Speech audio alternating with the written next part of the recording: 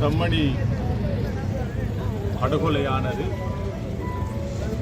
ஒரு இலங்கை வரலாற்றிலே நடந்த மாபெரும் இனப்படுகொலையாக கருதப்படுகிறது. இந்த செம்மணி படுகொலைக்கு எதிராக மட்டுமல்லாமல் வடகிழக்கிலே இருக்கின்ற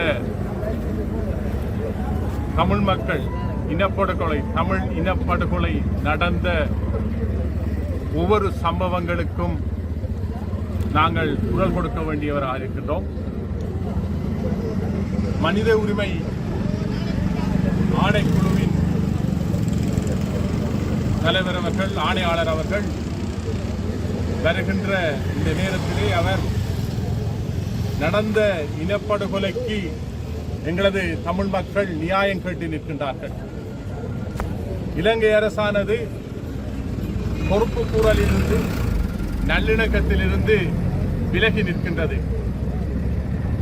அன்று தொடக்கம் இன்று வரை இலங்கை அரசு தனது அந்த செயற்பாட்டிலிருந்து இற்றவரை எந்த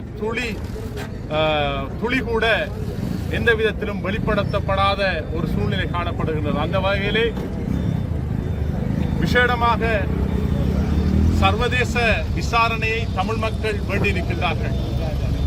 தமிழ் மக்கள் சர்வதேச விசாரணையின் அடிப்படையிலே மனித உரிமை ஆணையகத்தின் ஆணையாளர் அவர்கள் இதற்கான நீதியை வழங்க வேண்டும்.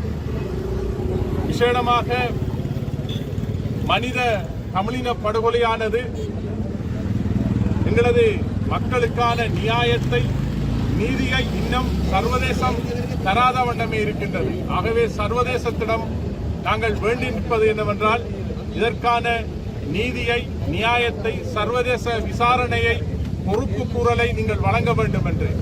அதன் அடிப்படையிலே இந்த செம்மணி